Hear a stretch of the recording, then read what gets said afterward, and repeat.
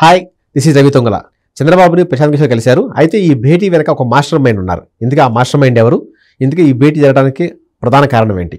ఇదే అంశంపై మనతో మాట్లాడేందుకు ప్రముఖ జర్నలిస్ట్ సిఎస్ రావు గారు ఉన్నారు. ఆయన అడిగి మరిన్ని వివరాలు తెలుసుకుందాం. సార్ నమస్కారం. సార్ నమస్తే రవి. సార్, చంద్రబాబు ప్రశాంత్ కిషోర్ భేటీ వెనక ఉన్న మాస్టర్ మైండ్ ఎవరు? అసలు సడన్గా ఈ భేటీ జరగడానికి కారణం ఏంటి సార్? సడన్గా జరిగింది, వాస్తవంగా సడన్గా జరిగింది. అందరూ ఆశ్చర్యపోతున్నారు. ఎందుకంటే ప్రశాంత్ కిషోర్ అనగానే వెంటనే గుర్తొచ్చేది జగన్మోహన్ రెడ్డి. జగన్మోహన్ రెడ్డికి ప్రశాంత్ కిషోర్కి మధ్య రాజకీయపరమైనటువంటి బంధాలు ఉన్నాయి. వాళ్ళకి రాజకీయ వ్యూహకర్తగా 2019లో జగన్మోహన్ రెడ్డికి ఆయన పనిచేశారు. ఇవన్నీ తెలుసు అందరికీ.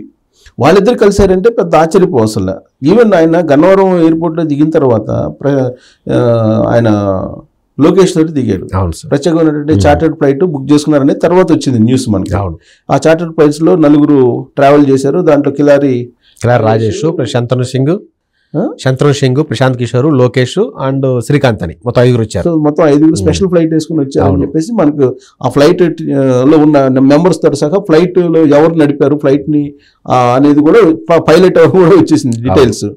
అయితే అంతకుముందు గన్నవరంలో దిగిన తర్వాత వీళ్ళిద్దరు బయటకు రావడం ఇవన్నీ కానీ చూసిన తర్వాత యాదృచ్ఛికంగా వాళ్ళు ఏమన్నా ఒకవేళ తాడేపల్లి క్యాంప్ ఆఫీస్కి వస్తూ ప్రశాంత్ కిషోర్ విమానంలో ఏమైనా కలుసుకున్నారేమో అనుకున్నాం.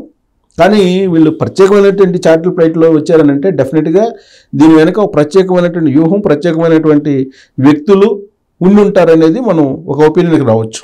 ఓకే, ఎందుకంటే యాదృచ్ఛికంగా ఫ్లైట్లో కలిసి రావడం వేరు.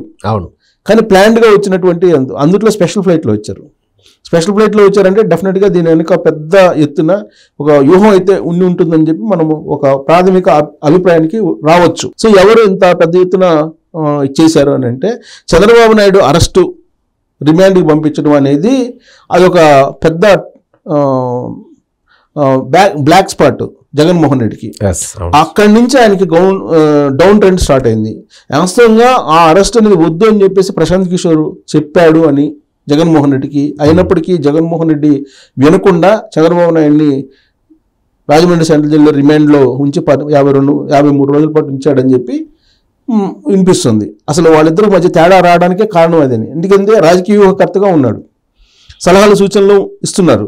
సలహాలు సూచనలు ఇస్తున్నప్పుడు వినకుండా ఉంటే అసలు సలహాలు సూచనలు ఇచ్చేవాడు ఎలా ఇస్తాడు? ఇవ్వడు. రాజకీయ వ్యూహం, పైగా రాజకీయ వ్యూహకర్త ప్రశాంత్ కిషోర్ తను చెప్పినటువంటి దాన్ని ఇంప్లిమెంట్ చేయాలనేటువంటి భావం గల, అభిప్రాయం గల రాజకీయ వ్యూహకర్త, ఫెథాలజిస్ట్ అతను.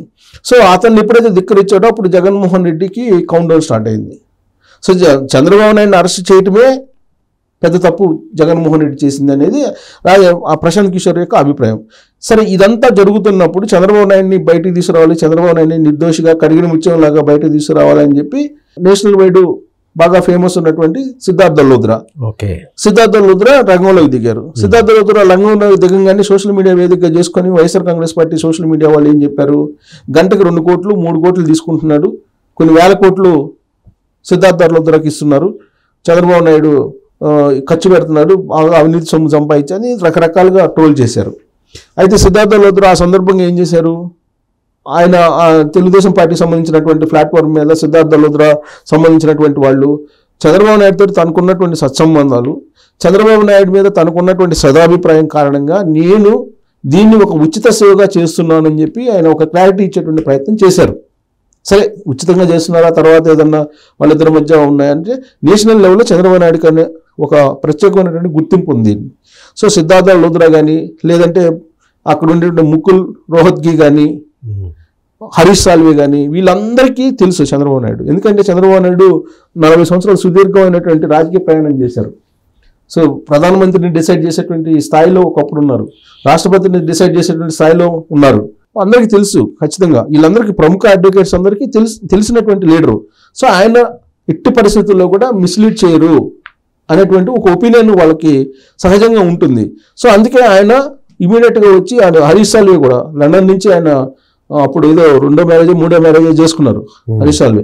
చేసుకొని కూడా ఇమీడియట్గా వచ్చి మరి హరీష్ సాల్వే కూడా వాదించారు కదా చంద్రబాబు నాయుడు తరఫు నుంచి.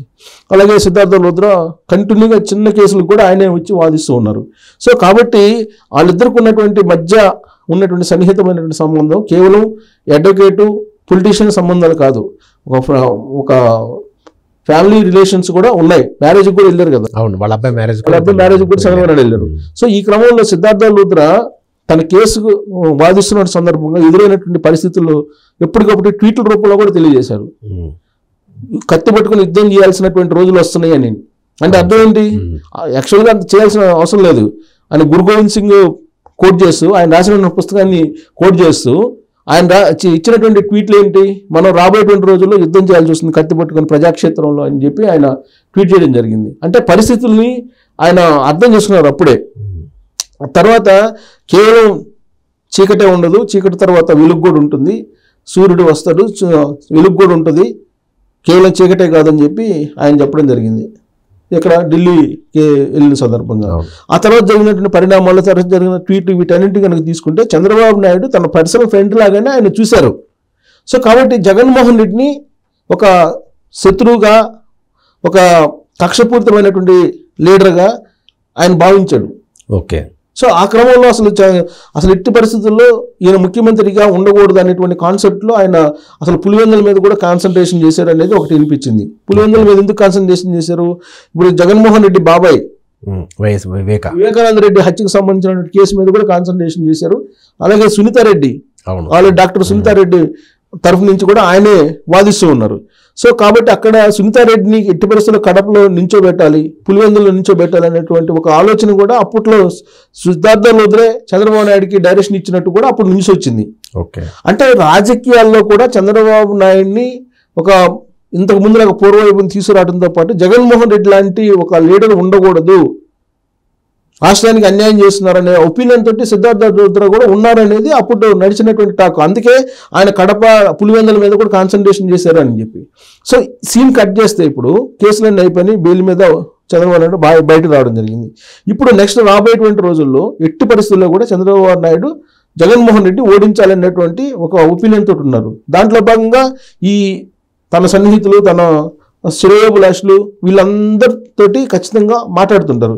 సో సిద్ధార్థ లోద్రా ఇప్పుడు ఆయన కూడా రంగంలో దిగి ఎట్టి పరిస్థితుల్లో ఈసారి జగన్మోహన్ రెడ్డిని రాజకీయంగా ఓడించాలి, రాష్ట్ర ప్రయోజనాలు దృష్ట్యా రాష్ట్రాన్ని కాపాడుకోవాలనేటువంటి కాన్సెప్ట్లో ఆయన కూడా చంద్రబాబు నాయుడు ఏదైతే చెప్పారో దానికి ఇన్స్పైర్ అయ్యి ఒక లైజనింగ్ నడిపి ప్రశాంత్ కిషోర్ ద్వారా ఇప్పుడు జగన్మోహన్ రెడ్డి ఎలా ఓడించాలి రాబోయేటువంటి ఎన్నికల్లో అనేది ఒక పెద్ద స్కెచ్ వేశారు.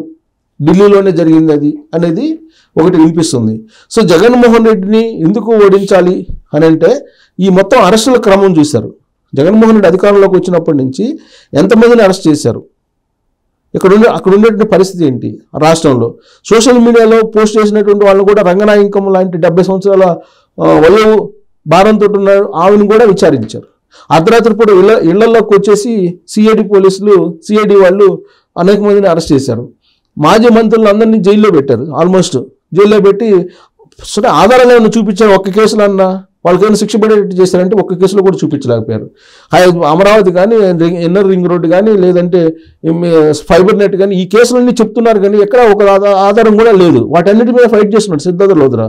సో కాబట్టి దీని అంతటికీ ఒక ఎండింగ్ కావాలంటే కనుక జగన్మోహన్ రెడ్డిని గద్దె దింపాలి అనేటువంటి కాన్సెప్ట్ తోటి సిద్ధార్థ లోద్రా కూడా ఉండి, సిద్ధార్థ లోద్రా, నితీష్ కుమార్ ఇదంతా ఢిల్లీలో కొంత ఎవరైతే శ్రేయోభిలాషులు ఉన్నారో చంద్రబాబు నాయుడికి వాళ్ళందరూ కలిసి ఒక ఒపీనియన్ తీసుకుని ఒక పెద్ద స్కెచ్ వేసి దాన్ని ఎలా ఇంప్లిమెంట్ చేయాలి అనే దాని మీద చర్చించడానికి మాత్రమే ఇప్పుడు సిద్ధార్థ లోద్రా ప్రశాంత్ కిషోర్ని పంపించారు. ప్రశాంత్ కిషోర్కి తెలుసు జగన్మోహన్ రెడ్డి యొక్క బలహీనతలు ఏంటి, జగన్మోహన్ రెడ్డి యొక్క బలాలు ఏంటి అనే దాని మీద క్లారిటీ ఉన్నటువంటి ఒక రాజకీయ వ్యూహకర్త ఎవరంటే ప్రశాంత్ కిషోర్. సో కాబట్టి అతను ఈజీగా జగన్మోహన్ రెడ్డి గద్దె దించగలరు. అందుకే ప్రశాంత్ కిషోర్ని ప్రయోగిస్తున్నారు. దీని వెనుక సిద్ధార్థ లోద్రా ఒక పెద్ద స్కెచ్ వేశారు అనేది ఇప్పుడు వినిపిస్తుంది ఢిల్లీ వర్గాల నుంచి. ఏంటంటే సిద్ధార్థ లోద్రా ఈ మొత్తం వ్యవహారాన్ని నడిపిస్తున్నారు అనేది వంటిది వినిపిస్తుంది. సో రాబోయేటువంటి రోజుల్లో మొత్తం కలిపి ఇంత పెద్ద స్కెచ్ వేశారంటే అంత అసలు జాతీయ రాజకీయాల్లో కీలకంగా చంద్రబాబు నాయుడు మార్చేటువంటి ప్రయత్నమా, లేదంటే రాష్ట్ర రాజకీయాల్లో జగన్మోహన్ రెడ్డిని జీరో చేసేటువంటి ప్రయత్నమా, వీటన్నిటి మీద మనం ఆలోచించాలి. సిద్ధార్థ లోద్రా కూడా కాన్సన్ట్రేషన్ చేశారంటే రాజకీయాల మీద, ఆంధ్రప్రదేశ్ రాజకీయాల మీద, ఆంధ్రప్రదేశ్లో జరుగుతున్నటువంటి ప్రజా వ్యతిరేక పాలన ఏ విధంగా ఉంది అనే దానికి మనం ఒక ఉదాహరణగా తీసుకోవచ్చు. సో కాబట్టి దీని వెనక వీళ్ళిద్దరు భేటీ వెనుక సిద్ధార్థ లోద్రా ఉన్నారనేది మనం ఒక ఒపీనియన్కి, ఒక అభిప్రాయానికి రావడానికి అవకాశం ఉంది. Okay sir, thank you.